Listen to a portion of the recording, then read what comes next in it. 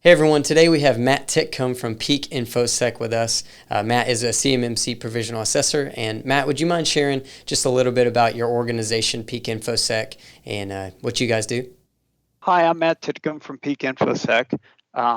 We're a information security consulting firm that specializes in both very large enterprise architectures, doing work for companies like Sony, but our real passion is around the defense industrial base.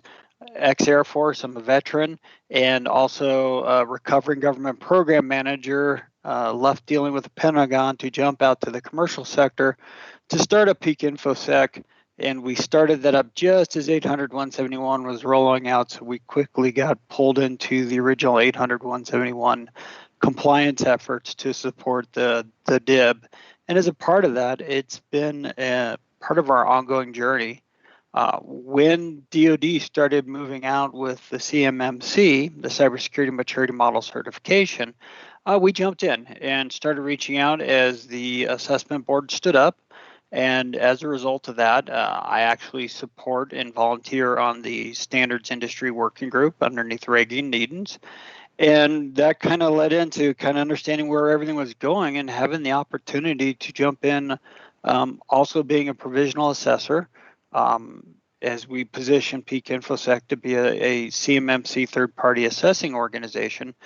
And interestingly, that's also led into foolishly people listening to me as we're trying to also help the companies that are building the training curriculum, helping them to actually develop their training curriculum and being a part of that effort too. So Matt, thank you. Tell us a little bit about CMMC Identification and Authentication Technical Practice 3.083 or IA.3.083, specifically multi-factor authentication. So when we go in to do an assessment, whether we're working initially in the consulting phase or when we're working the actual formal assessment, I love the multi-factor authentication control. And we've been following the 800.171a guidance for a long time because it's what's required, and that also came out in the DoD IG report, is the companies had not actually implemented this control properly. When you follow 171, which is now required by ISO, is that anybody who's doing assessment, you must follow the 171A procedures, which means you've got to evaluate all of your systems against all four objectives in this case. And when I walk into a client, we can start off by going through those and say, okay, can you identify all your privileged users? Okay, can you identify all your privileged users for each system that you've defined to be in scope? And you start finding, this is where you start finding the initial set of problems. Oh, have you done multi-factor authentication for all privileged users on those systems? No. And then you start getting into, well, what about your users? Okay, no, we only do it for people that are accessing Office 365 in the cloud.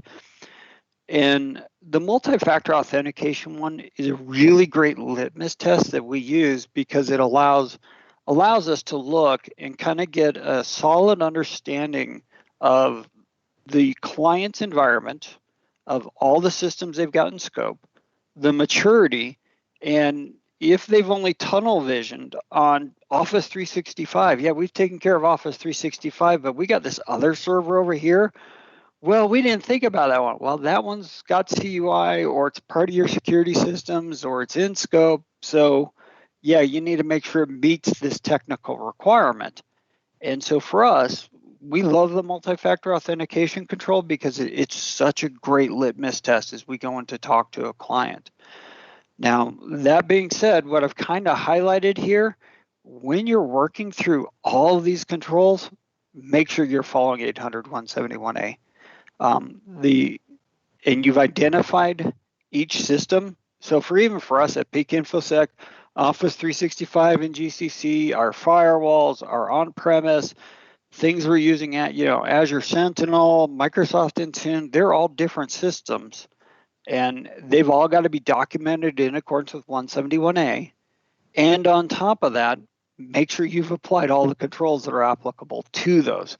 So again, We love the multi-factor authentication. It's actually one that I helped to write up on multiple times in the draft assessor's guide. So we just keep coming back to that one as a foundational one.